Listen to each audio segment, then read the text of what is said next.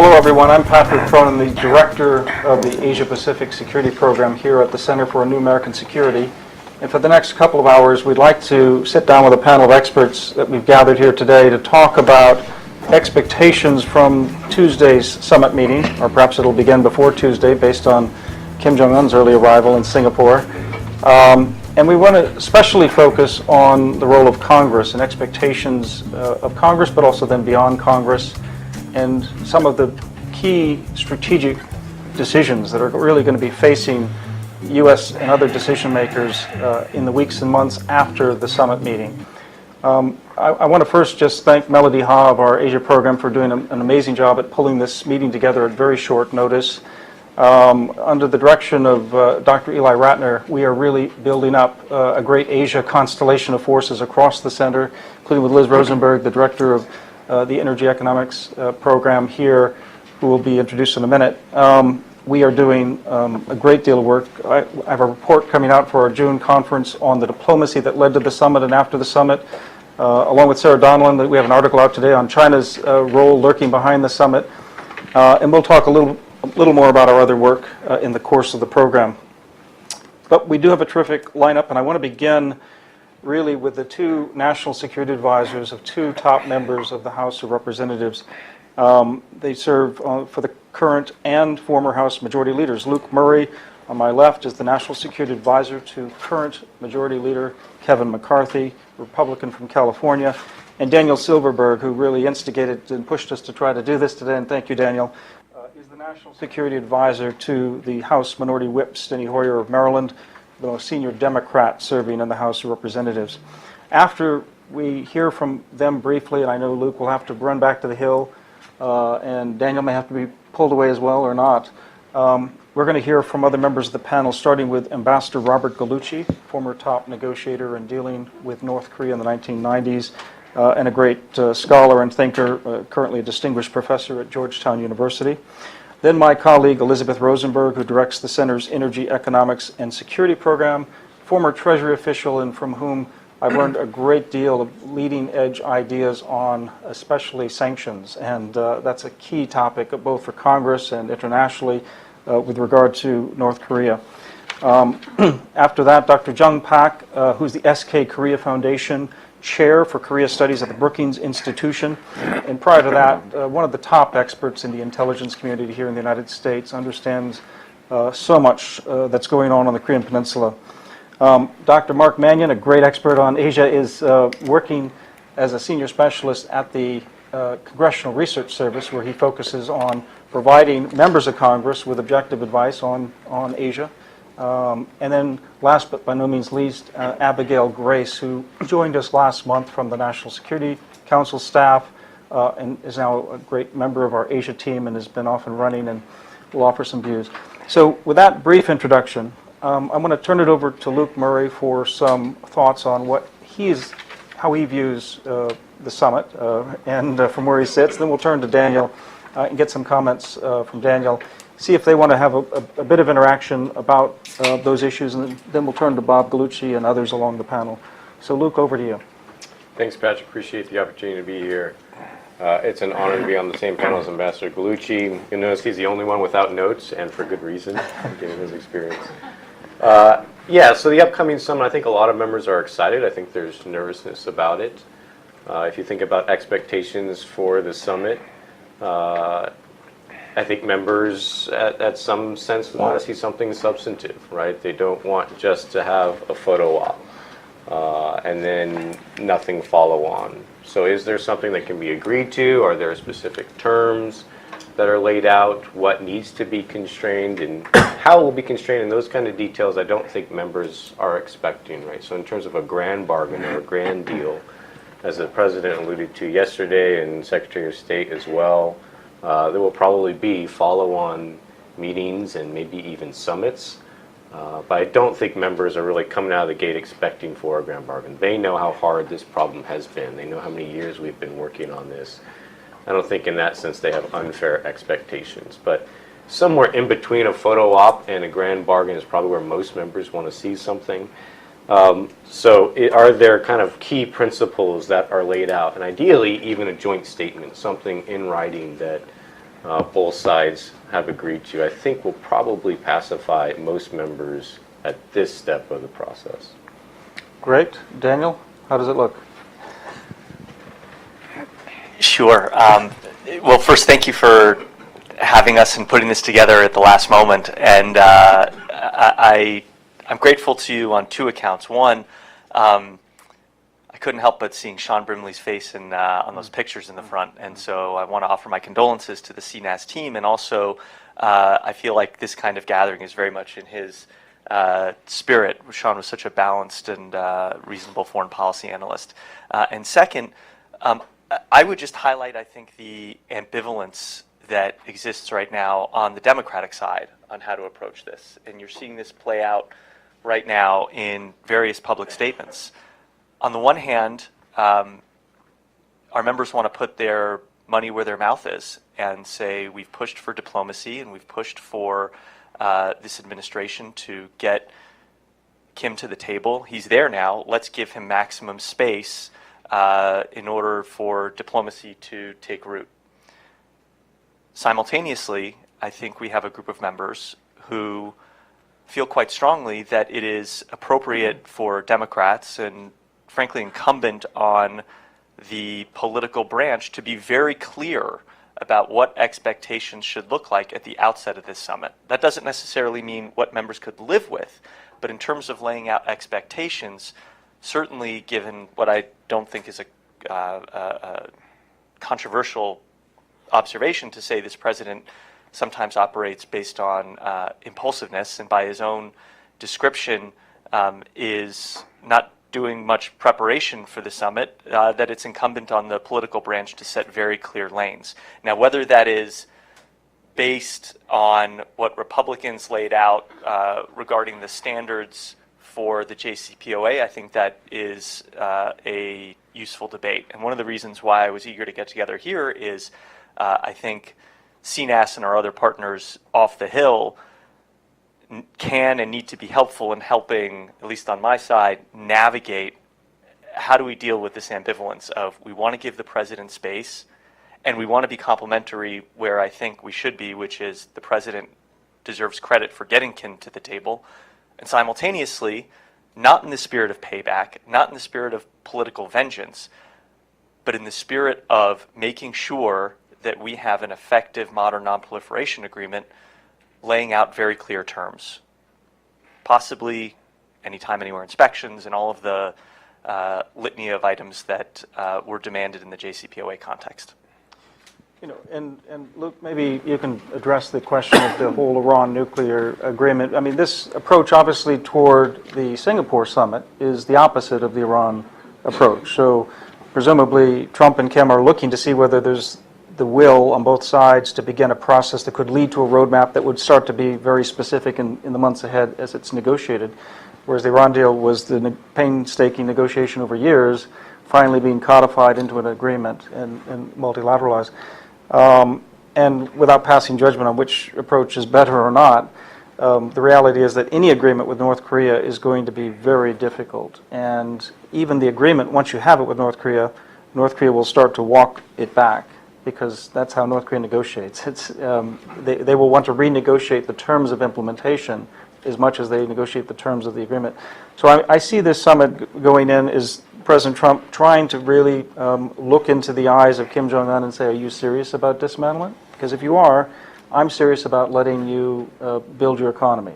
And kind of reach that level of general agreement. And Luke, I don't know if that's your sort of expectation, but then what happens after that? What are you expecting in terms of, because eventually you do have to come to the reality of what are we talking about? What are we dismantling? What are we verifying? What are we paying for it? Who's paying for it? How fast is it moving? How slow is it moving? And so how are the Republicans in Congress going to deal with the hard details afterward? Are they going to want to get involved in that discussion right away? Or are they going to still be giving the president as much space after the summit as they're giving him before the summit? Yeah, probably not to your surprise. I don't see Republicans in Congress wanting to dictate how the process after the summit should go. Kind of what Daniel was alluding to, we need to give space for diplomacy and flexibility there. But I do think you can't help but have the Iran deal in the back of your minds, and it's probably in the back of most members' minds when they're evaluating what a final deal looks like. And if you think about Republicans in Congress and their main complaints when it came to the Iran deal, a lot of it had to do with sunset. And if you look at the enriched uranium, the advanced centrifuge work, those kinds of things were all related to a freezing of the nuclear program and not a dismantlement of the program. And that's actually true of the sunset as well. So to me, thinking about a North Korea deal, dismantlement is really fundamental for a lot of Republicans in Congress. If you deal with dismantlement, you don't have to worry about advanced centrifuge research, you don't have to worry about enriched uranium, and you really don't have to worry about a sunset as long as that dismantlement is now paired with comprehensive verification, right? So even if all the facilities are done away with, they still are going to have scientists with knowledge who could potentially restart a program. So the verification challenge is going to be a big one. But if you combine a tough verification measure, which includes anytime, anywhere, and that has to do with how do you define anytime, anywhere, you have the kind of 24-day threshold for the Iran deal, which I think a lot of members will be judging a potential North Korea deal by when it comes to how much time they have in between inspections. But if you combine dismantlement with verification, I think that's going to be a deal which a lot of Republicans can come out and support. Okay, and Daniel, what do you think about that in general? I want to bring Ambassador Glucci in after this and talk realistically about what he thinks is possible in terms of the expectations. Yeah, and I think that's the key distinction. I don't think there's much daylight among Republicans and fair number of Democrats on those those items being the key underpinnings of a successful deal. A verifiable inspection regime, some kind of dismantlement. I think at a certain point we will get into the same debate that we got into in the JCPOA of how much and what's considered sufficient. I think where I won't say the disagreement, but where there's potential daylight, both between Democrats right now, and this is just my own opinion, I am not speaking on behalf of leadership, but where I think there is daylight between Democrats and certainly with Republicans is how strong should we come out at the outset before negotiations have started. Once there is a deal to be had and that's presented to Congress, that's one thing. But I think there is a lot of churn on what should we be demanding at the outset, and that was seen in the Schumer letter and then various progressive responses to the Schumer letter. I have a personal opinion, which is given what I think was both the success of the implementation of the Iran deal coupled with the difficulty in landing it, that it's worth erring on the side of stringency and at the outset calling for certainly nothing less than what we got in the JCPOA with respect to a 24-day verifiable inspection regime. And one last thing, I think there is a human rights element here that was not necessarily a major issue in the JCPOA.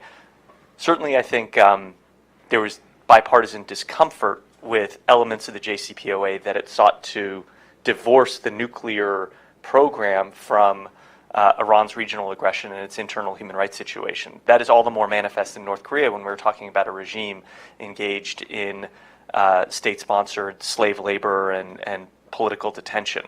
So I think we are also going to be looking to see how much will those two issues be wedded in order not to allow the nuclear issue to provide cover for the continued human rights violations, and likewise for the human rights, a disclosure and transparency on the human rights violations to be used as a bellwether for this regime's seriousness in being transparent on the nuclear front. And there's a lot to pick up here for the other panelists, both in terms of ideas of expectations and the role of Congress after the summit, but also generally the expectations. And I want to turn to Bob and then maybe to Jung Pak about the expectations out of this. And just one comment from Daniel's idea that Congress will want to see specifics and early on the expectations of what is there specifically. But I think going into the summit, the President is still trying to ascertain what is possible with Kim. And I think until he probes what he thinks is possible with Kim, I don't think the U.S. has a fixed position. We'll go back to Abby and think about, from the White House view, whether she thinks that they may have a bottom line. But I think they're still probing where, how far can Kim go toward dismantlement and toward serious verification and a timetable that is realistic. But let's turn to Bob Gallucci here for his thoughts. Thank you, Patrick, for bringing us together and also for starting us off, I think, with these gentlemen who seem remarkably close together, I think, in their interpretation or what they see happening, which I know surprises nobody that people from different parties in the House would be together. But it is interesting, and I think it's interesting because this, I don't think, would have been true absent the president's impromptu press conference on the lawn when he was receiving a very large envelope from the North Koreans. The president, it seems to me, Patrick, at that point moved the expectations he had, we should have, for the summit. And he moved it in a direction that a lot of critics would like to see him move. So all of a sudden, instead of a Big Bang theory of negotiations in which the North Koreans give up everything before we do anything, instead of expecting that there will be no sanctions relief until everything gets done, instead of really going there with a we'll see, and if it doesn't work out, the impression being I'll just leave, that is put aside.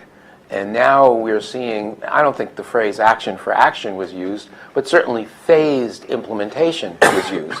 And the word process, a number of people pointed out, was used over and over again. And if it's a process, then this is meet and greet plus only is the expectation. Maybe we'll do more. But so where the unkind people have said the president lowered the bar so that he could step over it.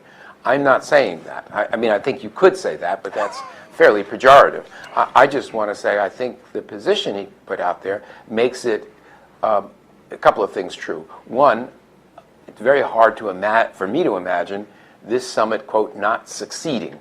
You have two people who very much want the summit to work for domestic reasons as well as for international peace and security.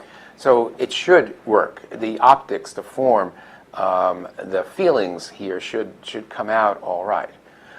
I think what I want to offer in these opening comments is the idea, though, that the nuclear issue is so central here that if there's nothing added to what we now know on the nuclear issue, there is going to be disappointment, I think, in many quarters, independent of what political party. In other words, there is a fear on the part of some that Chairman Kim really doesn't intend to give up his nuclear weapons capability, and that denuclearization means something entirely different to him than it does, say, to someone on this panel, and certainly to those who are wedded to those wonderful initials CVID.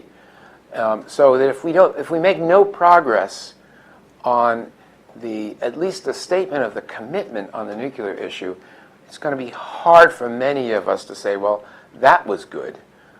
It certainly is better than being on the edge of war, which we spent a year, 2017, being just there. And it's better to be where we are on the edge of a summit than on the edge of war. Get that.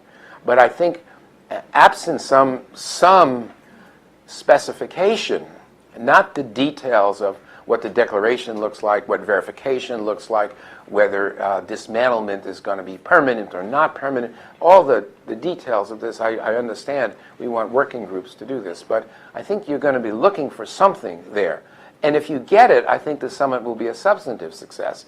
And if you don't get it, I think it will be maybe characterized as not a failure, but not much more. Now, I think there's a lot to be said about the phasing and sanctions relief and a lot of other issues that could come up in this, and whether we're going to be talking about issues that are really alliance issues, like American troop presence, like the exercises, et cetera. But to start off with, for me at least, the focus will be on seeing whether we can get any depth to the word denuclearization.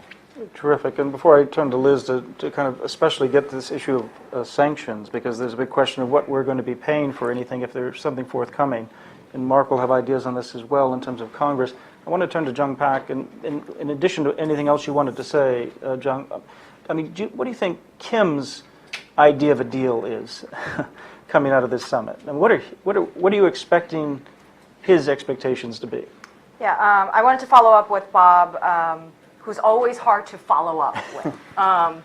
But you know, Bob mentioned what the president said in the driveway of the White House. What was striking to me was that he also talked a lot about the peace issue. And I think the issue for us is what is the timing and the sequence of whatever denuclearization is, and how does the peace issue come into play? You know, I think a lot of people, their position is that you can't have peace with a nuclear North Korea, and that denuclearization has to be front and center before the peace issue comes to the fore. But I think politically, optics-wise, it's going to be very hard that I think the idea of peace and Kim and Trump agreeing to end the Korean War at the end of the summit is going to be a very compelling narrative that has the potential to shunt the nuclear issue to the side. And that way, you know, if peace and denuclearization are working in both tracks, peace is going to go zooming past the denuclearization issue. And that brings forward a lot of different issues. There's been a lot of commentary about how the Kim Jong-un's definition of denuclearization and our definition of denuclearization are different. But what I think is really striking and alarming is how much of their other ideas are closer together than we think. I think it's interesting that North Korea hasn't said anything about removing U.S. troops. So that's not a maximalist position, but that they're moving from this one extreme toward the center. President Trump, and you know, according to reporting, it's said, you know, he's open to reducing troops. So it's not removing troops totally or committing troops indefinitely. So he's moved closer toward the center. So for that, I think there is a little bit of convergence, or at least a potential convergence of interest between Kim and Trump. The other issue is the peace issue. You know, North Korea has wanted a peace treaty or prolonged peace talks, negotiations, in part to cement the nuclear status. President Trump seems to want peace because who doesn't want peace? You know, who doesn't want to end the Korean War? And there he's got the backing of South Korea, China, and a lot of people in the U.S. So on the troop issue, on the peace issue, I think there's more convergence there than we're acknowledging, and that brings forward very uncomfortable questions for Congress and for all of us about what is the role of the U.S. in Asia. What is the role of U.S. troop presence on the Korean Peninsula, and how do we see the future of the Korean Peninsula? A lot of important questions coming out of this summit. I want to turn to Liz very briefly before I give at least Luke a chance before he has to run off for some final thoughts, because I think Daniel's staying longer. But okay. Liz. I'll try and be brief. Thanks again for the opportunity to join you all in this important conversation at this very appropriate timing here. I wanted just to offer a brief informational note about what the sanctions are, because I perceive in looking at this that there's not a lot of general knowledge about what they are and how they work, and a lot of misconceptions that go along with that. So, of course, these contemporary sanctions that we're dealing with are about a decade old, and they're much tougher in the last 2 years only. And they are not just American sanctions, they're also UN sanctions. And so whatever the United States should decide to commit or offer, even in principle, next week and beyond, is only part of what surely North Korea and others would like to see lifted. And to get an agreement for removal of UN sanctions, of course, the United States will have to figure out how to achieve that with the other permanent members of the Security Council, several of whom feel particularly spurned by the United States over the conduct of nuclear diplomacy and nuclear deals, apropos of the U.S. removal from the JCPOA. So it's a challenge there we'll put aside. So there's also a number of methodological disputes here, and you were just mentioning this previously about how one sees sanctions relief as a point of leverage that may be part of a conversation and a process. Misconceptions and methodological differences here. So do you think of sanctions as a carrot you could use to try and incentivize a policy change and commitments to some of these principles that have been so appropriately discussed to be part of the agreements that the United States and North Korea bring?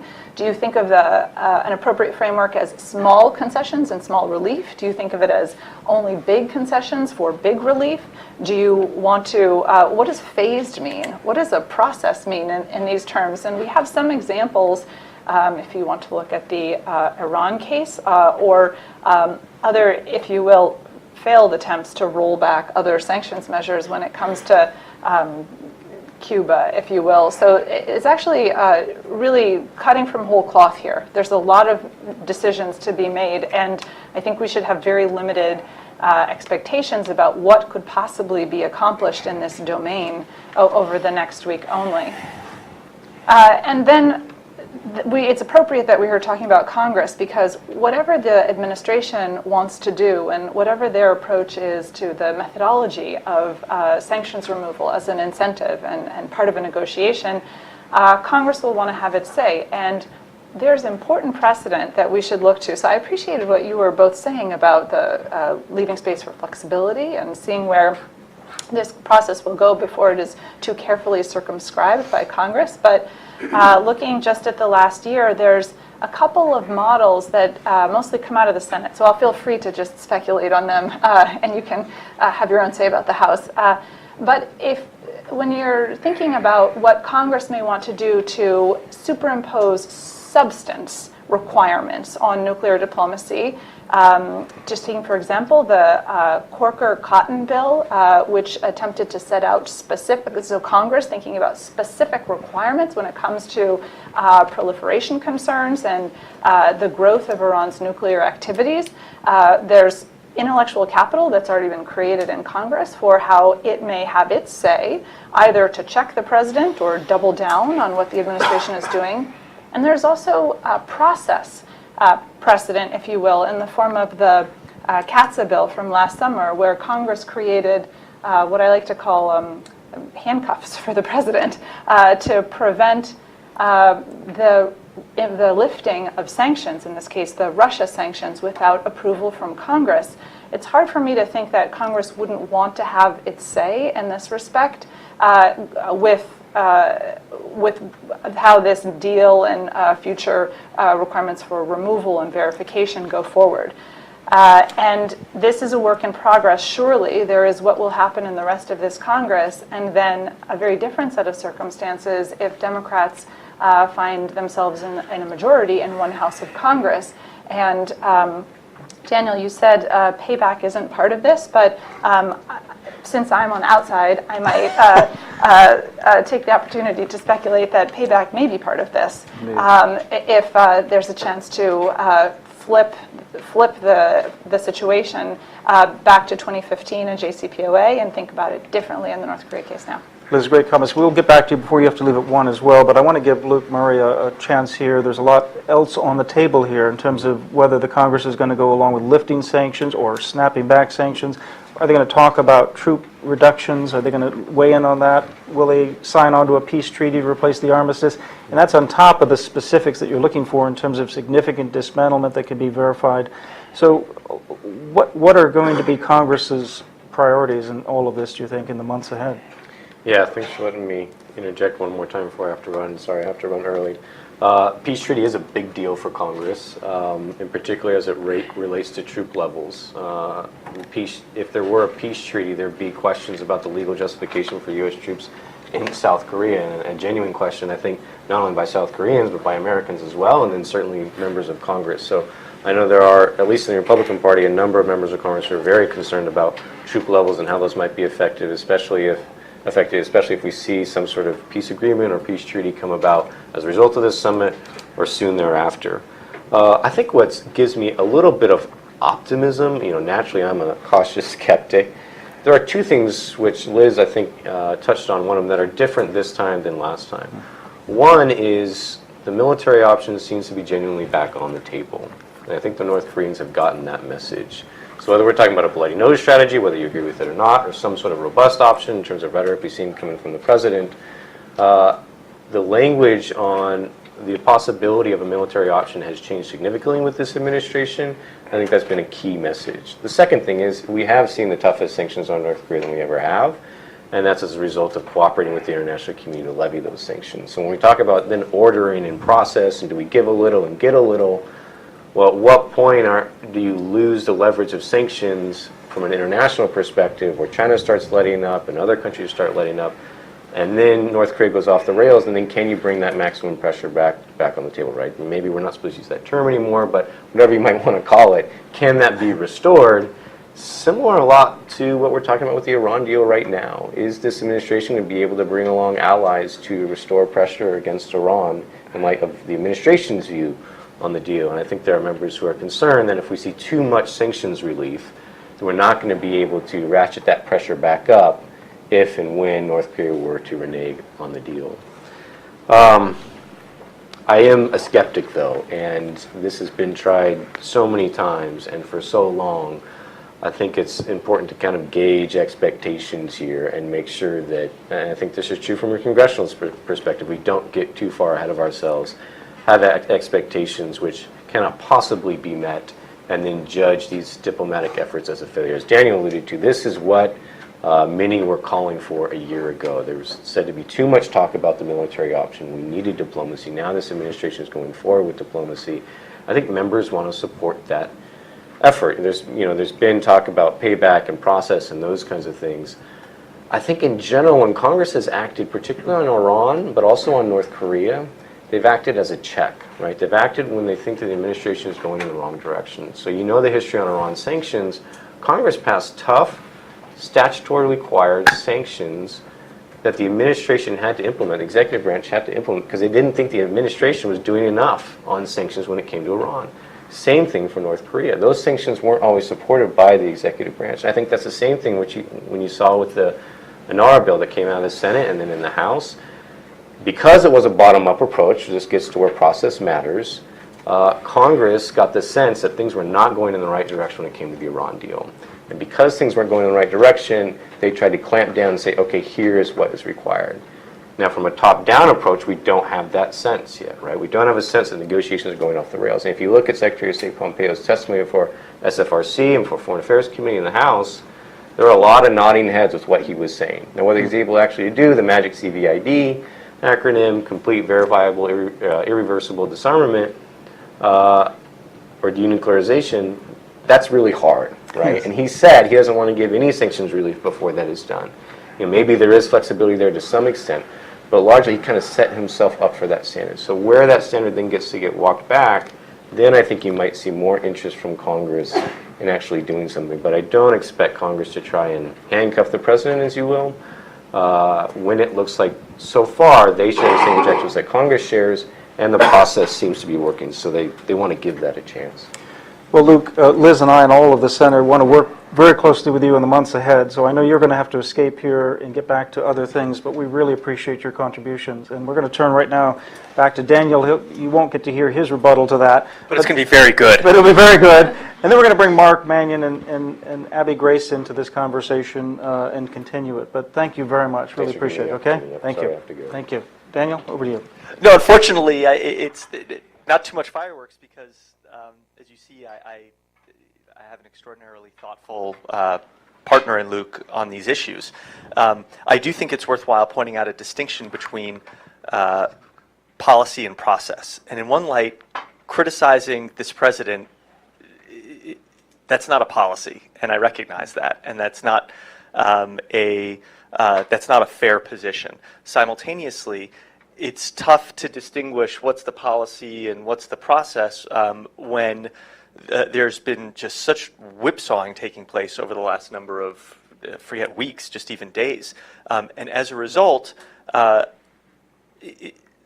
this is where I think Luke and I might see things differently, that the question of the utility of the political branch constraining the president throughout the process. And Luke is 100% right that Congress played an aggressive and proactive role on sanctions when it thought that the administration was not being tough enough on Iran. Having been part of the Casada debates in the about 8 years ago under Howard Berman, my sense was we were kind of pushing on an open door with the administration, but no question they came up and said, don't do sanctions, don't do anything. And it's our job as Congress to play the heavy and say, no, this is necessary and we need to move forward. In this context, I would posit that Congress will have a role in playing the heavy.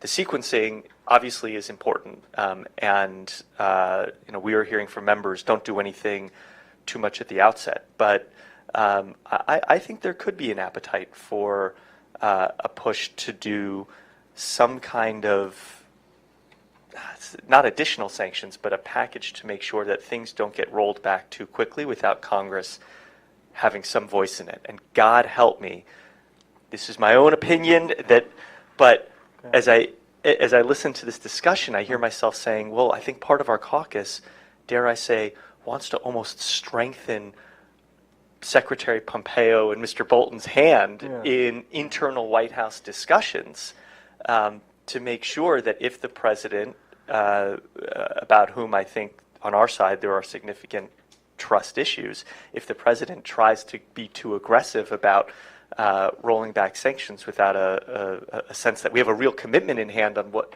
North Korea is going to do to denuclearize, then trying to strengthen the voices in the White House who might slow that down.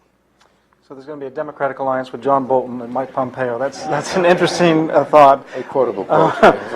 Mark and Abby, why don't you jump into this conversation? I'm sorry it's taken so long to get to this point. Do you want to go? Okay. Yes, North Korea can bring about strange bedfellows sometimes. First off, I should say thank you, Patrick, and to CNAS for convening us and for inviting me. One lesson I have learned already from this exercise is don't communicate with Patrick by phone because you never know what he might rope you into. Thank you for doing this, Mark. Sure, my pleasure. Can't hear you back here. I know. Speaker. Turn up the volume on the PA. Can you hear me? Is that better? No? Okay. I'll try and speak up. Is that Abby, you want to put the mic? Okay. Mike? There we go. Okay. Someone's trying to shut me down. Is that better? No? Keep going. It's on. Better? Nope. Try another one. See, I shouldn't make fun of Patrick. That's Okay. less. Yeah, that's we another killed the lesson, mic right there, exactly. Mark. So just to I'll kind of add on to I think what's already been said, particularly by colleagues on the Hill. Congress and focusing on Congress's role. Congress can play both a direct and an indirect role, and as we've seen before, and as I think Bob, you can speak to very directly from your experience with the agreed framework, particularly in 1994. We were just talking beforehand about the change after the agreement was reached in 94, and then the midterm elections happened, and you had the Republican Revolution, and you had a very different set of committee chairs who you had to report to or speak to, and that might be an interesting thread to pull on later in the discussion. But depending on what this whole process comes up with, there are several buckets that we can identify where Congress has a role. So just to tick them off real quickly, and then we can get into them in more detail if we want. Directly, of course, are any approval of any agreements. The President and Secretary Pompeo have talked about their desire to have a nuclear agreement that would be submitted to Congress. Obviously, that gives a direct role. And any peace treaty, of course, the Senate would have to play a direct role in that. But then there's the funding piece of any agreement that then needs to be implemented. For any funding, any denuclearization assistance, there are lots of waivers that might either have to be written into law to allow the U.S. government, the executive branch, to be involved in any programs. We saw this during the six-party process when there were waivers that were given to the Bush and then Obama administrations, for instance. And as well as any assistance, economic assistance that the Trump administration would want to start providing to North Korea. Although President Trump has said that almost all the assistance is presumably going to come from regional partners, it's possible that the U.S. will be providing assistance beyond humanitarian assistance. And then, interestingly, is the whole normalization question. And there, Congress presumably could, if it wanted to, step in to either block or support any funds that would be necessary, for example, to set up a liaison office, let alone an embassy in Pyongyang. And we saw this very clearly, for example, in something I'm most familiar with in the normalization process with Vietnam in the 90s. And then we have the whole sanctions question. And as Liz went into detail, there are certain certifications that have to be made to remove or lift existing sanctions, but Congress could also be more proactive, as Daniel talked about, and put certain conditions on proactively on lift the president's ability to lift or remove sanctions or waive sanctions. Then real quickly, there are indirect ways that Congress can have an impact. And in some ways, these could be, while they're not as a blunt tool, they could, in the long run, they could be more profound. And again, we saw this happen in the 90s, when after the Republican takeover of Congress in 94, there were a lot of very difficult questions that were being asked about the Clinton policy towards North Korea. And one of the end results, and Bob can talk about the blood that was spilled and the sweat exerted trying to get Congress to get on board with a lot of the funding to carry out the portions of the agreed framework. But one of the outcomes was that it pushed the Clinton administration to conduct a policy review, all this criticism that was coming from the Hill. And two outcomes that I can point to from that were, one, you had the appointment of a special, I've forgotten what Secretary Perry's title was, but basically a point person on North Korea to head up the policy review. And one of the outcomes was a decision was made that it was necessary to broaden the negotiations with North Korea beyond just the nuclear issue to talk about missiles as well. And as a result, high-level missile talks were entered into with North Korea. North Korea agreed to a moratorium, I believe, in 1999. And even though those talks ultimately failed with the Clinton administration, that moratorium was in place. North Korea abided by it until 2006, when they tested a long-range ballistic missile. There are lots of other things that Congress could do. For instance, members of Congress and staff at one point were quite involved in interacting with North Koreans directly. We had a number of congressional delegations that were going over to North Korea in the 1990s and 2000s, but we haven't seen anything like that in at least a decade. And I can imagine that if next Tuesday goes well, that there might be a renewed appetite, and that would be one way to bring members of Congress much more directly involved in the diplomacy as well. Mark, excellent. That's why Congressional Research Service is so important in informing members of Congress and their staff. Liz, I knew you have to go, but just a final word on your way out in terms of, was Daniel being too optimistic about sanctions removal or keeping of sanctions? I mean, well, one of the most important takeaway points I took from what Daniel offered was Congress will want to have its say. And I think I heard you saying something that sounds like, and we could do that by amending CATSA to stick North Korea in there with Russia, such that we feel confident that certain conditions are met before any removal of these sanctions shall be effectuated, subject to a supermajority of Congress, basically. So I'm interested to know whether that's possible in this Congress to do that. It may be, if depending on the public perception of how the summit goes and what the commitments are from the president, and whether broader community of foreign policy thinkers are satisfied that this is the basis for a successful process, or whether they have serious misgivings about that. But it's an easy policy option to reach for that is so fresh on the minds of many legislators that it makes me think that it will be broadly discussed, if not acted upon, over the next year. But that's my take there. And one other thing I would say, as has been pointed out, there's a very rich tradition of congressional imposition of sanctions. It's been a location of lots of creative thought for across all programs, not just North Korea, but certainly in the last 2 years on North Korea.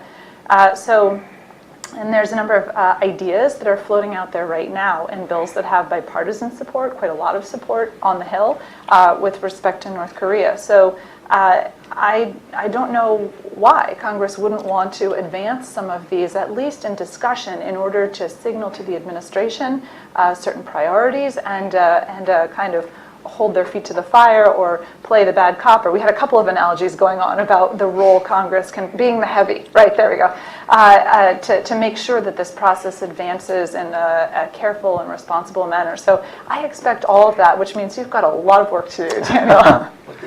Do you want a quick response right now as Liz walks out, and then we're going to turn to Abby for what this looks like from a place where she was working until a month ago at the White House. And I don't want to be too optimistic.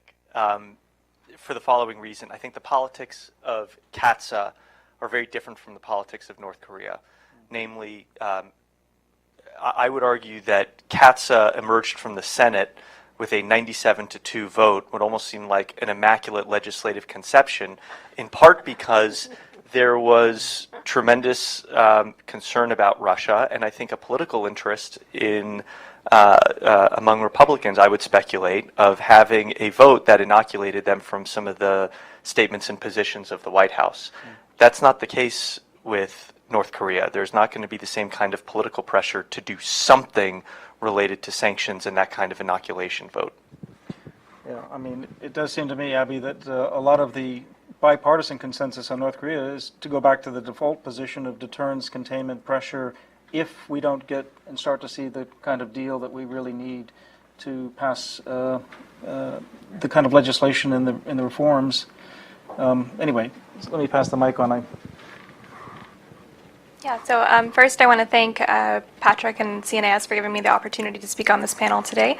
As Patrick mentioned, I am coming here after just a month away from my time on the National Security Council staff, so no longer speaking in any capacity for the government, but happy to be here with a fresh perspective. So I think it is definitely fair to say that the executive branch is going to seek to retain control of the process and maximize negotiating space at any opportunity.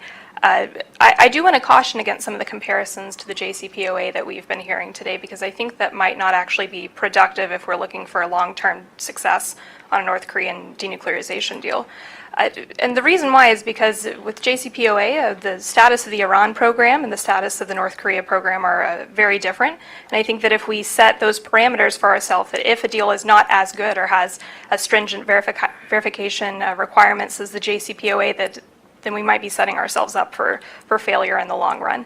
I also wanted to draw attention to Secretary Pompeo's comments yesterday that Mark mentioned, that he was seeking to bring any sort of denuclearization deal to Congress for ratification.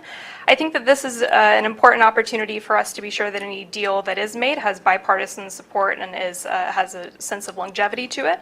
And I think that if the White House and Congress are able to work together behind the scenes, so maybe not out in public, in tweet storms, right, but are able to have quiet discussions about what sort of parameters Congress is willing to accept, whether it be on troop levels, human rights issues, then those can be incorporated on the front end of the deal, and there would be an opportunity for a more robust success.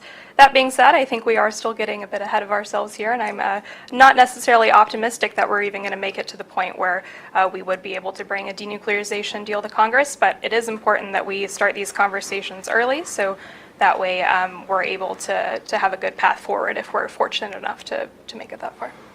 Terrific, Abby. I want to turn back to John. That you were, in fact, talking about the fact that in some ways Kim and Trump are closer together than many people have assumed, even if they may have different ideas about denuclearization.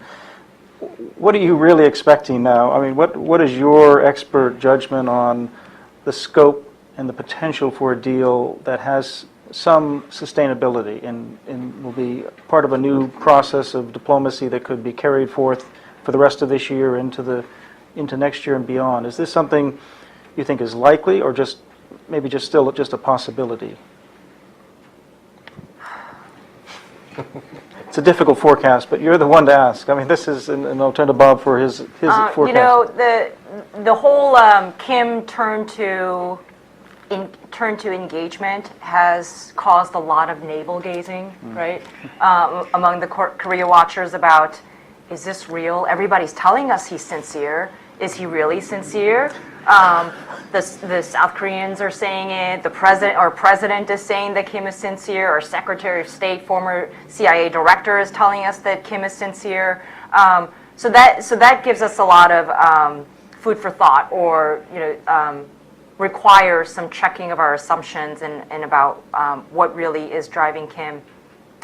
But I always come back to this, which is nuclear weapons are a part of North Korea's national identity. It's in their constitution. It's in their art. It's in their education system.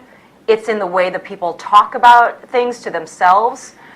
It is the guarantor of North Korea's status, and it's the guarantor of Kim. So for Kim, I think we have to remember that the iconography of the nuclear weapons program over the past 7 years has included Kim front and center of that program. He's touching the nuclear warhead. He's talking earnestly with the nuclear scientists and the missile technicians. He's at every ballistic missile test. So you have to think and I always come back to that, because unless we see a difference in the way, or any attempt at shaking down that ideological infrastructure of North Korea's nuclear identity, then I don't see denuclearization as something that is a realistic goal. That said, I think that we have to see what Kim is willing to give to build up his economy in the way that he says he wants to do. But I think we have to be very clear that very careful about not mirror imaging that Kim is not a businessman. Kim is someone, if we believe him, he is somebody who has completed a project that his grandfather started and his father nurtured over the past 60 years. So to give that away for a burger franchise or for American technology experts to go in to North Korea, I think would be a misguided way of thinking about how to make policy. Because if that's your assumption about North Korea, then you're going to have a set of policy outcomes that don't necessarily comport with reality. Good advice. Bob, what do you think is the possibility for the scope of a deal? And we'll turn back to Daniel, whether Congress would ever pass muster with Congress, but what's possible given that that's the likely read on North Korea? So I think we may have reached a point of disagreement. Oh, okay. So which is a good thing. Yes. Sometimes. So first of all, on the point you made earlier about if you don't get much on the nuclear issue, but you start presenting peace as an option, as an outcome that can be grasped, that this will, in a sense, shove the nuclear issue aside, and people will go for, forgive me, the shiny object of peace. And I suspect there'll be an awful lot of people who won't. As appealing as peace is, if there's anything that's reversible, it would be words about non-aggression. I mean, even the phrase non-aggression pact, for example, I mean, it rings badly for a lot of us who think about earlier days of the last century. In other words, I think that I'm going to stick with my original position that the nuclear issue is front and center, that we had a crisis for a whole year because of the mating of a nuclear or thermonuclear weapon with an intercontinental ballistic missile, which we could not stop from destroying an American city, and that was going to bring us bloody nose or a bloody Second World War. And I don't think a declaration that peace and justice has won out will change that material reality. I think the changing of the material reality is going to be the test.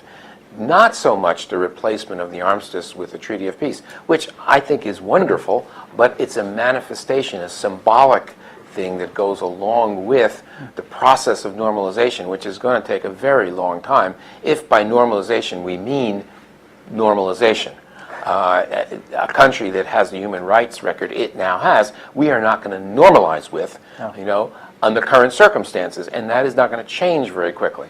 So I'm just going to stick with my opening position that the test here is the nuclear weapons test. Yes, ICBMs, because we were much more tolerant of North Korean nuclear weapons when they didn't have the capability to reach continental United States, but they got our attention, I would say, fairly well last year. So now I go to the next question. What can we get on the nuclear weapons issue? And I want to stake out a sharp position here that CVID, comprehensive, verifiable, irreversible, whether it's dismantlement or disarmament, there's a sense in which it's politically correct, and it's also physically nonsense. Now, and we ought to be aware of this because we'll be deluding the Congress and the American people and everybody else if we make believe you can do this the way most people understand it. It's not, for most people, irreversible sounds like irreversible. What this means in this context is that if they have a centrifuge machine, you don't just take it apart and put the pieces on the shelf, you smash it up so it cannot be used again, so that piece of destruction is irreversible. But you're not irreversibly getting rid of centrifuge capability in North Korea. You are not shooting the scientists and engineers. They are there. Probably a lot of equipment is there. So you have to understand that irreversible means something very, very special about equipment that you may take hot cells and fill them with cement. This is something we did in the Iraq case. So we have examples by the way, we have lots of examples of doing what we talk about doing in North Korea. We have Iraq 1, the inspection, UNSCOM. We have Iraq 2, we have UNMOVIC. We have the South African case. We have JCPOA. There's lots of things we can look at as models here. What I'm saying to you first, irreversible is not a good word. It conveys something that is not true. The comprehensive word, think about this. The North Koreans almost certainly are going to be asked. We will insist that they make a declaration of what they have. That's how you begin one of these. What do you have? And suppose they declare 25 nuclear weapons. Well, this panel can go there and count the 25 nuclear weapons. Right? And with one or two pieces of equipment, we can make sure they're really nuclear weapons. Okay, how do you know they don't have 30? How big is a nuclear weapon? Suppose they declare 30 kilograms of plutonium and 50 kilograms of highly enriched uranium. How do you know those numbers aren't really 60 and 100? Right? You don't, and you won't be able to. It's not because we are inadequate in our ability to verify in a sense we don't have smart enough people or good equipment. It's a big country. The amount of material used in the bomb for Nagasaki, the fissile material, the plutonium that went into that bomb, was the size of a baseball, or between a cue ball and a baseball. So if you think they can't find a place to hide 5 baseballs in North Korea, there's something wrong here. So please, when you see the words comprehensive, it's not. Right? You can make limits. They're not going to have 1,000 kilograms because you can know something about their production capability. What I'm getting to here is that you've got to be realistic, and the key words are going to be words like transparency, monitoring, verification, because that's what we tripped over in the 2000s, the implementation of the deal. So if we go back to now, finally here, what is it that you want to happen in Singapore?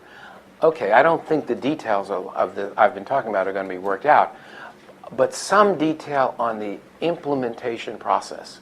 I heard the president talk about future meetings, even future summits. I'm less interested in future summits than I am future meetings of working groups. I can imagine a joint implementation group of some kind, broken down by substantive groups, so there'd be a nuclear group, there'd be a group on security issues, there'd be a group on sanctions relief. You can imagine the elements of implementation, and that's how you would put together a phasing operation to make it all make some political sense. And would that be multilateral as well? Well, what nobody's talked about, including me, is where the ROC fit, where the Republic of Korea fits in all this. Certainly, if you're going to be talking about a treaty of peace, notwithstanding the ROC's de jure absence from that process, de facto, politically, they would be part of that process, and you wouldn't want a treaty of peace in which Seoul was not an enthusiastic participant in some way. So I think you have to figure out what parts of this involve countries other than the DPRK and the USA. I mean, Bob, that's a great set of comments of the reality of how complex this is. And unfortunately, the politics are black and white in many ways as we look at the Iran deal. And that's one of the dangers going forward. How does the United States either sustain a good deal, if you will, whatever we define that to be, or at least show that the United States has acquitted itself well, it's tried diplomacy, it tested Kim, and it comes away not being blamed, but rather being able to blame Kim for not wanting to give up these unlawful weapons. And that's the concern of CVID may be unrealistic in terms of the actual implementation, but as a political statement among leaders, between leaders, it could be useful. And then then that's when you get into the phases. And then what's in that first phase? What's in the phase in the next 2 years? If it's significant, not just a freeze, but some type of dismantlement and disclosure, is that enough, Daniel? And where does Congress come in this kind of gray zone area of what we're likely to see, not neither black nor white, but the tough reality of the details that are going to be debated? So do you need the mic here? In a self-serving fashion, I'll tell you that I actually think it's not black and white on the Hill. Good. If you look at the debate from 2015, it was remarkable the extent to which members really undertook a very serious effort to get into the nuances and details of the nuclear agreement. We joked that at one point it felt like we had 435 nuclear engineers who were combing through the documents and really getting into the weeds on it. So I do think that there's a capacity and an interest of members to look at the nuances, and let's see what is presented with God's help, that there will be some kind of agreement reached and for Congress to review. But I would point out, from a political perspective, I think that there is a visceral reaction on folks on my side of the aisle to the idea of having the conversation about North Korea completely in the absence of discussing the JCPOA. There's a sense of, look, Mr. President, you just blew up the JCPOA based on premises that our caucus would strongly disagree with, and highlight a frustration that I think Democrats and previous administration representatives had throughout the last 3 years of grossly unrealistic expectations for a modern non-proliferation agreement that the ambassador just highlighted. So if we're going to be realistic, then great, but that also means being realistic about the Iran deal, what worked, what Republicans said didn't work, and not in the spirit of payback, but in the spirit of holding the administration accountable, making clear what the expectation should be, and having Congress play a role in reassuring our allies in that regard. Fair enough. We're never going to escape the political need for discussion on comparing it to another agreement that's a similar attempt to denuclearize a country or to prevent the nuclearization of Iran. But wouldn't the Democrats line up with the Republicans if they thought there were a good deal on the table, regardless of whether it was this much better or worse than the Iran deal? I mean, does it really matter after that debate, or won't it stand on its own legs that will be judged the Korea deal? It's a great question. I would say let's see the details. There's no question there is a very strong appetite, particularly among our progressives, to not only to give this president space, but to do whatever we can to get to an agreement. In a moment of candor, I'll tell you that we've looked at all of the bills that Secretary Pompeo and other Republicans had introduced over the last 3 years. As a legislative staffer, nothing brings more delight than being able just to cut and paste North Korea for Iran and try and get these bills introduced. And members have actually held off on introducing them because they want to try and give this administration some space. But I think we have to see the details before being able to answer that question. Thank you. Melody, are we able to take questions? Yes, I can run on Okay. We have a tremendous audience in the room, and the setup of this particular live streaming has not made that easy, but we're now going to improvise some questions. And we have Chris Nelson and Tara O and Ambassador Vershbaum. Thanks so much. Chris Nelson, I do the Nelson Report that a lot of you guys get. And I remind you, email works both ways, and I need adult supervision, so don't be shy. Ambassador Glucci raised a really important point that I'd like to hear more about, and that is our South Korean friends, who are very much players in this. Most of what we think we know about North Korea is actually what our South Korean friends are telling us they've heard and said. We haven't heard a hell of a lot actually from the North Koreans, but it's been looking like the South Koreans really want to play themselves in somehow to what happens on Tuesday and what starts on Tuesday, and we need to talk about how do we handle South Korea and North Korea going ahead with sanctions relief and business things that they can do almost regardless of what we do, because that's really going to affect how we do what we do and whether we can revamp pressure or et cetera, et cetera. So, and within the Hill context, that could be an interesting domestic American political debate, because our South Korean friends are much more domestically active now politically. I have no idea if they're focused, I hope, beyond Japan and corporate women now on what's going on in North Korea, but that could get pretty tense out there in Annandale, you know. So perhaps we could spend a couple of minutes talking about the South Korean role in this and what we might expect them to react to what we're talking about as likely on Tuesday, et cetera. So thanks, and a great discussion. Thank you, Pat, for arranging. Great. Why don't we ask Dr. Park maybe to get us started, if she will, on this issue. We were just in Seoul together, probably one of several of her trips as well.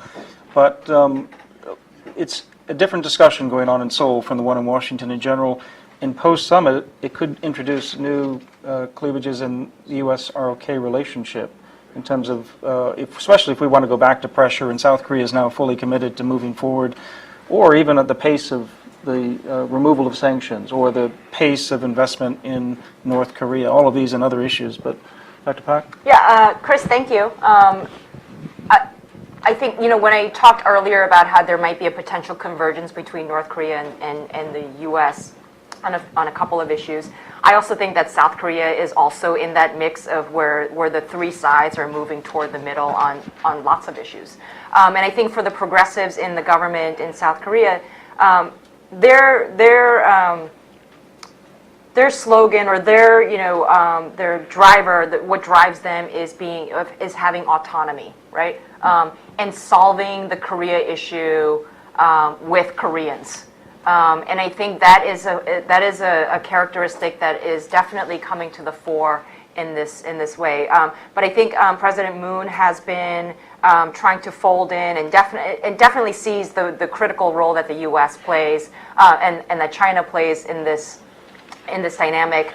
And he seems to be doing what he can to make sure that everybody gets on the same page. We might not all get on the same page at the same time, but it seems like President Moon is trying to get everybody on that same page. Important comment, Mark? Sure. A few quick points. One, and again, building on what Jung just said, I mean, the second Inter-Korean summit that happened in May was really remarkable because it was the two Korean leaders at the last minute just spontaneously almost getting together to talk about Korean issues and how to deal with the great powers, right? Especially the United States, right?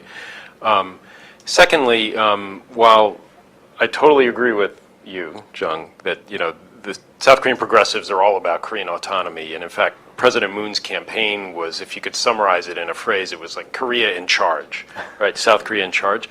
But there is also an element of President Moon that I think he is comfortable in a way that a lot of Korean leaders haven't been, and a lot of presidents or leaders generally aren't, in taking a back seat when necessary.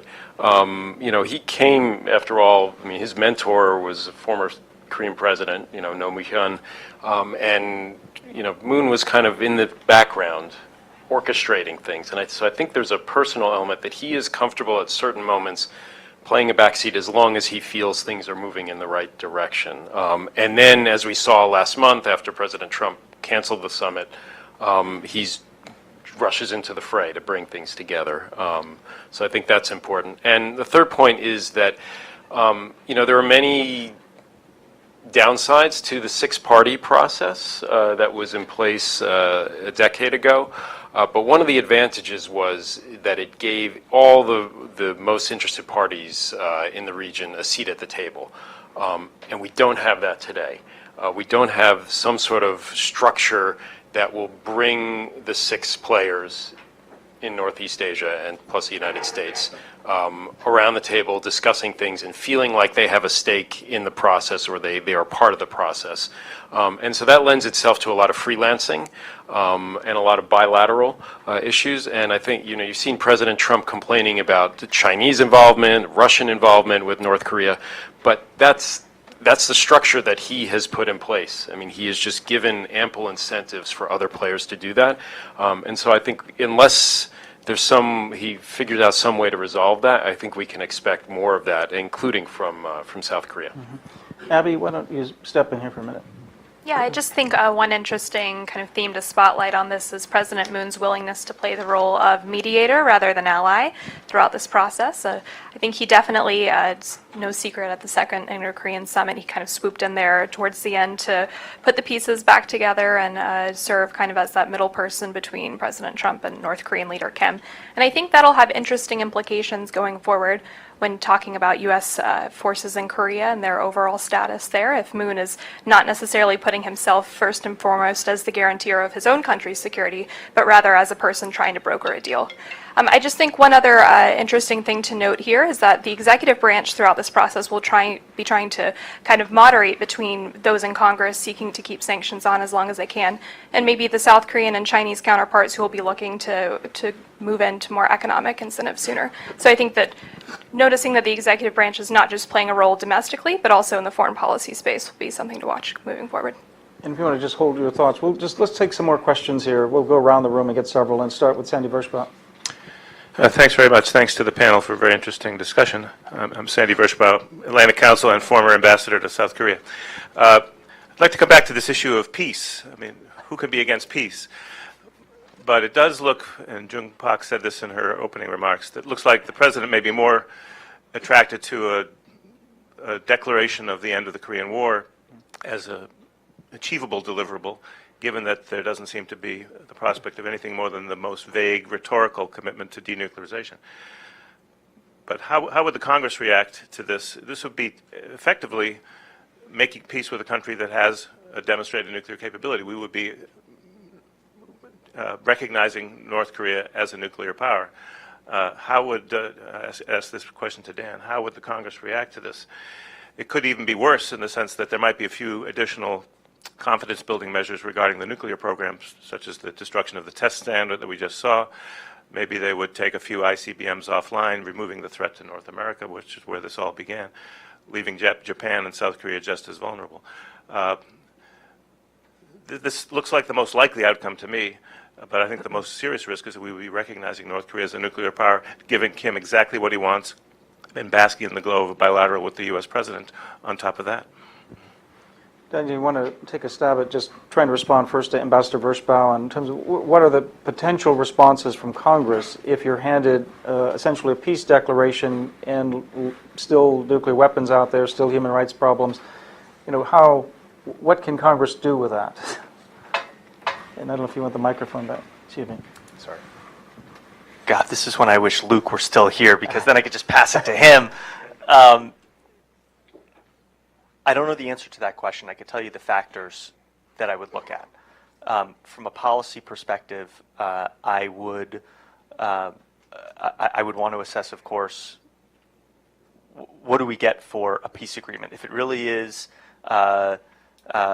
peace on paper, but acknowledging Kim as a nuclear power who could potentially launch a nuclear-capable missile against the United States, then that's where I think, as a staffer, I would want to turn to my Republican counterparts and say, why are you willing to live with this, given our joint statements on the existential threat that North Korea posed? And again, this cannot be divorced from the JCPOA context. Your insistence that for a country that didn't even have a nuclear weapon, that it was totally unacceptable that they had any remaining nuclear infrastructure, no less a nuclear weapon.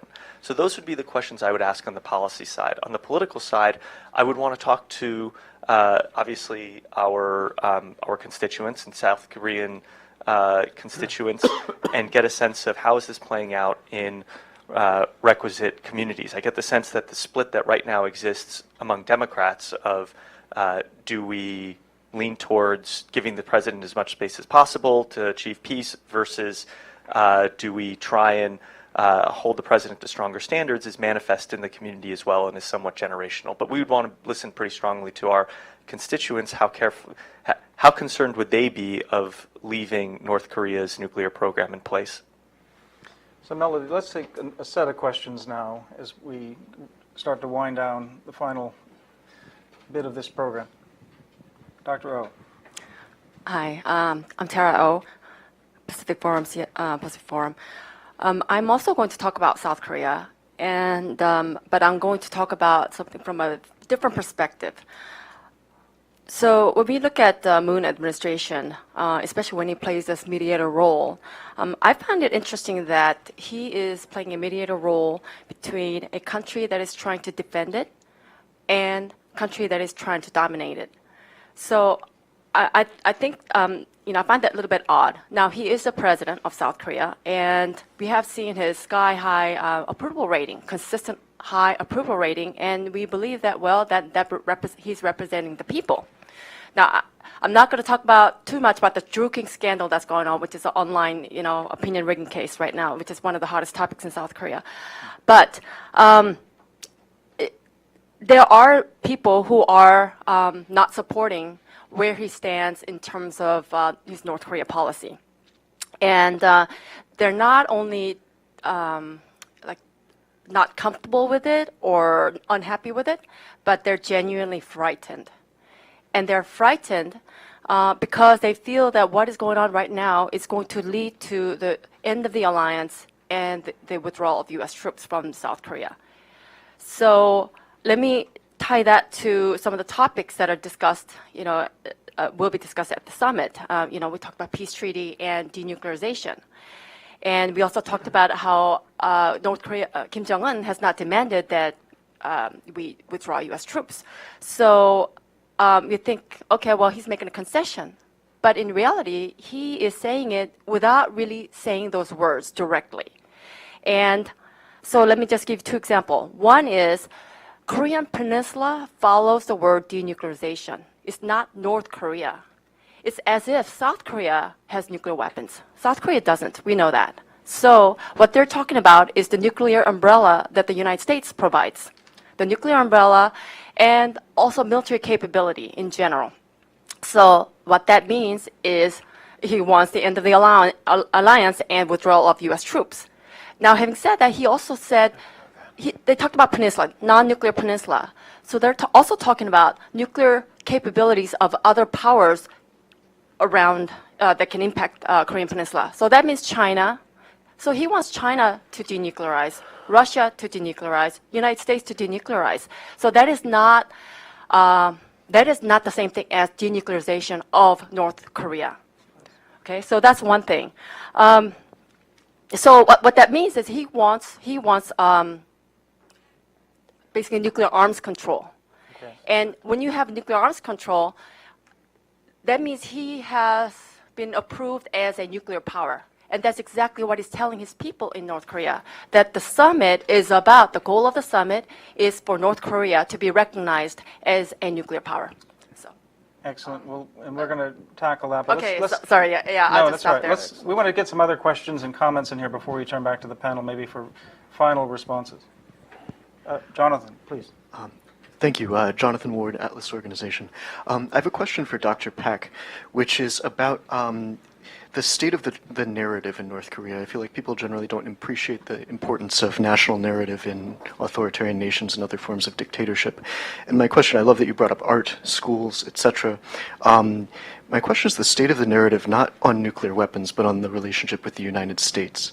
And are we seeing any changes in this, let's say, going back 6 months up till now, anything that would be indicators going forward that show that, I mean, how would you introduce a change in relations when you essentially have the U.S. as the central sort of framework for enmity with the external world?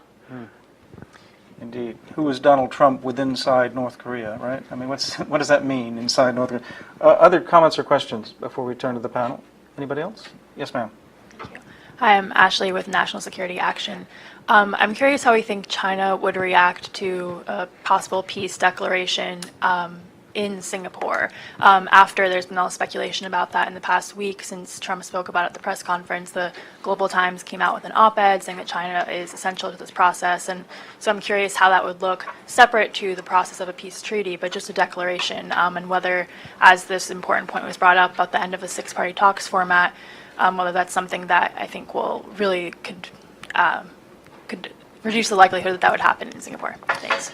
Well, great. China's response to a peace declaration, or the possibility of at least that kind of a declaration at the summit, how North Korea's narrative might be changing about the relationship with the United States, and whether there are indicators of change or what we might see. And then really the first set of comments by Taro on just the deep concern and suspicion that exists and could lead to real questions about fear of withdrawal of troops and the breakdown of the alliance. We're going to get one more question here. Go ahead. Guy? Oh, just a quick one. Yes. I think it's for Daniel. I'm Guy Taylor from Washington Times. I'm the national security editor there.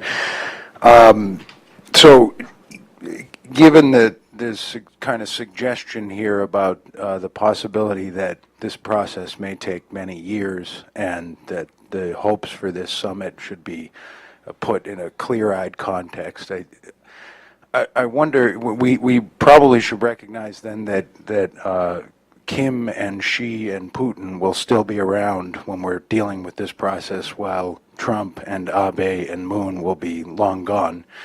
And I wonder if Congress has a debate going on about maybe doing something a little more structured, like a special committee, something to kind of look at this issue as a long-term thing. And has that even come up anywhere? And that was it. Thank you very much. Wonderful Excellent question. event And here. we'll let Daniel get to that, but let me turn to Jung and then the others on the panel. Jung. The national narrative, I don't know if I have an answer to that on and how the North Koreans are treating the U.S. summit. I think they're, I think what's interesting about the national narrative is that while everything was going on, Kim Jong-un was still giving his guidances. He's going to farms, he's going to factories. While the whole Pence thing and the letter gate was happening, Kim was still he was above this, he was above doing his own business and doing leadership type things, while everybody else was doing everybody else was duking it out in terms of who's doing what and whose fault is it that, the summit was canceled. And I think, until the past, the letter, or Chesney's letter, on the exercises a couple of weeks ago, was it 3 weeks ago already? Max Thunder, yeah, the first week On of Max May. Thunder, I think they were pretty quiet on that. And for North Korea, it's not just what they say; it's also what they don't say. And I think it's for that part, for their part, they're at least massaging the road ahead for this type of meeting. with the president, but without giving anything up. So their national narrative doesn't say anything about, we've decided that we're going to give up nuclear weapons, but it's that Kim has been is on this international stage with all these international leaders. Terrific. And why don't we, Mark, go ahead, and then we'll go to Abby, and then we'll turn back to this side. Sure. Excuse me. On that point, it's interesting to watch what North Korea doesn't say. It's been interesting, at least as far as I know, North Korea has not responded to the Rudy Giuliani comments about North Korea, Kim Jong-un begging. And I'm sure they have taken note, and there is a file somewhere that will be, we may hear more on that later. Do you want me to respond to a couple of the others? Or Absolutely. Yeah, okay. No. So just a couple of other thoughts. On to Guy's comment, my reaction was the same that Chris Nelson had in talking to you. Like, that's what we have foreign affairs and foreign relations committees for, hopefully. Right. So, they would be the ones presumably doing the oversight, there. So I don't know that you necessarily need a special committee for this when we have those oversight committees that are set up.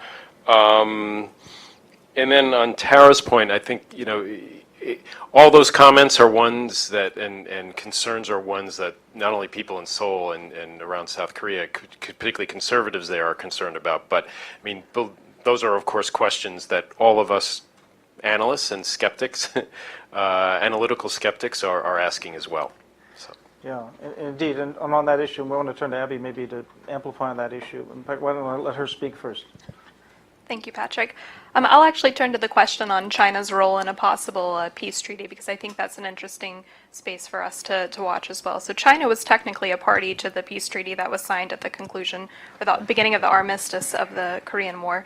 And so I think it's important to note that they are putting out this sort of rhetoric in the Global Times, which is affiliated with the party in some capacity, that it means that they're valuing their role there, and that I think that China will be put in an interesting position if we do, in fact, see some sort of, political statement about moving towards a peace treaty between President Trump and Leader Kim.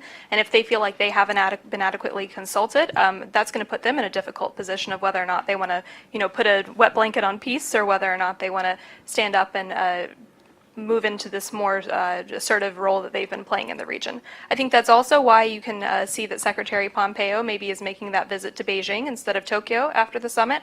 I thought that was an interesting choice, and I think that shows that probably behind the scenes you've seen Chinese officials reasserting the need for them to remain consulted throughout the process. Yeah, I just wanted to add one quick response to Tara's list of concerns that are very real, and I think they're shared quite broadly here in the United States. And the concern I think you were hinting at is when you have 80% popularity for President Moon and 80% of South Koreans apparently trusting Kim Jong-un, you can see there's a real potential fissure in the U.S.-RK alliance. And I think that was an earlier question and concern that we might have. But I don't think there's any doubt in the United States, both from what we heard from Luke Murray, but also Daniel's caution and the caution here on the panel, that there's going to be a lot of skepticism and close analysis of everything that happens, and nothing is going to, whatever Kim is dreaming, it's not going to be passed easily in the United States, and the United States ultimately retains enormous influence over this process. Not complete, but definitely a veto. But I'd be very eager to hear Ambassador Gallucci's comments on this, and then we'll turn for final word from a congressional view and any other thoughts from Daniel. So I'd like to comment on three things. One, North Korea, two, South Korea, and three, China. So first on the North Korea grand strategy, which is the way I'd probably characterize it. I think if you check this panel, or maybe the Korea watcher talker heads in Washington right now, you would find a division. I'm not saying it's 50-50, but a division over those who think that North Korea still has a grand strategy. The current leader has the same grand strategy as his father and grandfather, and that is as necessary to achieve reunification by the use of force, and that this has at some point meant that North Korea needed nuclear weapons if it was going to assure itself that the United States would not intervene and that they could in a sense, deter the United States from executing its alliance responsibility in the event of a contingency on the peninsula. So this image that this is genuinely, deeply ingrained in the North Korean psyche, emotion, and every other way, is one model of what we have in North Korea, and informs us when we hear that North Koreans are ready to denuclearize again. Right? There are others in this town who don't believe that's true. They believe that there's a national myth, as there is in South Korea, of near-term reunification, and that they have moved on from that. They are genuinely interested in economic development. They're certainly interested in the survival of their regime and in the prestige of their country, and the country not be a pariah within the international community. But they are no longer driven by the need to reunify, and certainly nuclear weapons are more an instrument to achieve a set of goals which do not include reunification. And what they include is the economic and political well-being of the country. So these are two different visions, and they give the analysts very different views about what to expect from the North Koreans these days, and whether they should be afraid or wildly enthusiastic over the prospects of a summit. The problem, or a problem here, is that, as is very often the case, when you have these starkly different views, evidence is going to be taken by both sides of the correctness of their position. So that some of us look back on the days of the agreed framework, and this is, I recognize, in another universe a long, long time ago, but some of us say, well, there was a case in which North Korea gave up a plutonium program, gave up capacity to have, we figured, the CIA figured maybe 100 nuclear weapons by the end of the decade. They gave all that up because they were looking at a deal which they saw as normalization. They saw as assuring themselves that they'd have regime survival. They, of course, hedged on that deal by cheating with the Pakistanis and another technology. But some of us look at that and say, well, that maybe they were willing, right? Or maybe they weren't. And that has led some of us to be enthusiastic about engagement as opposed to other methods of dealing with this problem, because engagement could presumably test the proposition about whether they're willing to give up their nuclear weapons. So all I would say at this point is I am prepared, as not being a Korea specialist and not even being an Asianist, to aggressively embrace ignorance and say I don't know which of these visions is more accurate. But I am interested in testing the proposition, and I don't want to go into this summit thinking that it's inconceivable that the North might be serious about giving up the capability. Though I said a few minutes ago, if you heard, that there is no way North Korea could ever be anything other than a recessed nuclear weapon state. Because we'll never be able to tell for sure. That's just a technical factoid of life. About South Korea, I was worried before the driveway moment we had with the president recently. I was worried that if it should become clear at the summit that the North meant nothing that we recognized as denuclearization when it used the word denuclearization, that the summit might fall apart and the President of the United States might hop on his airplane and come home pretty unhappy, and it would be right back to 2017. We would be in a situation in which we were once again talking about preventive strikes. And the South Koreans would be caught in the middle, and so would our alliance. The South Koreans, of course, have fallen off maximum pressure, I think, some substantial period of time before the president did. And they're okay now. I think they're probably more than okay now. But if there were a catastrophe in Singapore, and I told you I don't think there's going to be one now, but a circumstance in which that had happened, I thought would make it tough on the alliance. Because maximum pressure, I don't think, is what is on President Moon's mind. And by the way, if someone gets the Nobel Peace Prize, I hope it's him. And the third point about China, I think one of the interesting things is whether the Chinese are asking the North Koreans to get certain things in the context of the normalization process, and whether they have a direct interest in American troop levels in South Korea and even in military exercises. It's kind of a parallel. It's not too good a parallel, but something of a parallel of Abe coming in and reminding the president about his abductees, and I can imagine the Chinese reminding the North Koreans that they'd like to see a little enthusiasm for the reduction of American troop presence.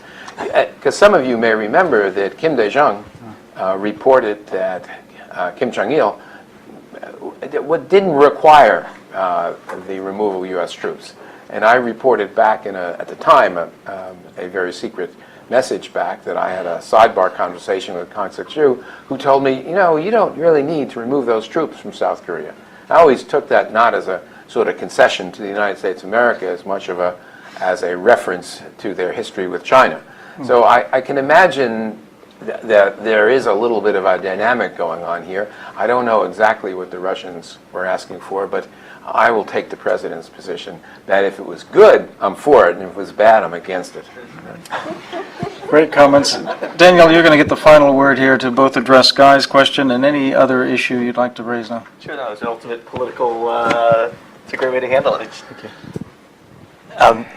First, Guy, with response to your question, I think Mark has it right. The Foreign Relations Committees would be our first stop for assessing any agreement. And in my opinion, it's probably premature to be talking about any kind of commission to look at the details, and I haven't heard much discussion on the Hill. And 2 days ago, we thought the conference wasn't even happening. So it's an interesting idea, and I will certainly keep that in mind. As a closing thought, I would want to reiterate that, without sounding hokey, I do think, notwithstanding the frustration regarding the JCPOA and the sense that this administration is about to learn how hard it is to negotiate a deal like this, there is a strong commitment to seeing something productive come out of this. And I know the Hill gets a bad rap a lot of times for playing political games, and I think this is one time where so far I've seen a pretty serious demeanor, just giving you a feel, a pretty serious demeanor on both sides. And in that spirit, I would want to draw your attention to a bill that Congressman Engel just introduced yesterday with a number of Republicans that would simply ask for a report on the status of North Korea's current nuclear program and the idea of every 90 days getting an update. That could be an area where members ultimately gather as a very centrist way to say, putting aside one's views of what should an agreement look like, could we live with peace versus so many complexities, let's just get a baseline of, are the nukes in North Korea or are they out? We don't have that already, but we don't have that. Well, what this would do is it would establish, I don't want to speculate on what we might or might not have, but what this would do is say, here is very clearly the baseline. Every 90 days moving forward, if there's a negotiation, what has changed? Are the nukes in or out of North Korea?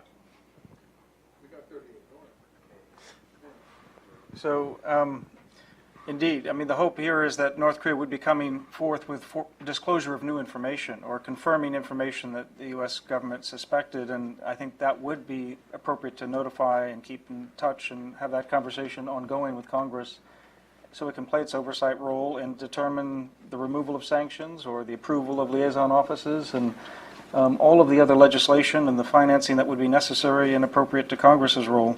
This has been a great discussion on largely centered on how this affects and intersects Congress in the first instance, but then more generally, a lot of the broader issues for the region, for the U.S. and the alliance, for U.S. decision makers in general. And I really am grateful to Daniel Silverberg for sort of pushing us to try to do something on short notice, and Luke Murray was game to support this, and the two of you were terrific here.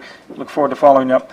Ambassador Gallucci and Dr. Jung Pak agreed on short notice to make time for us, and really appreciate their deep expertise and listen to everything they say.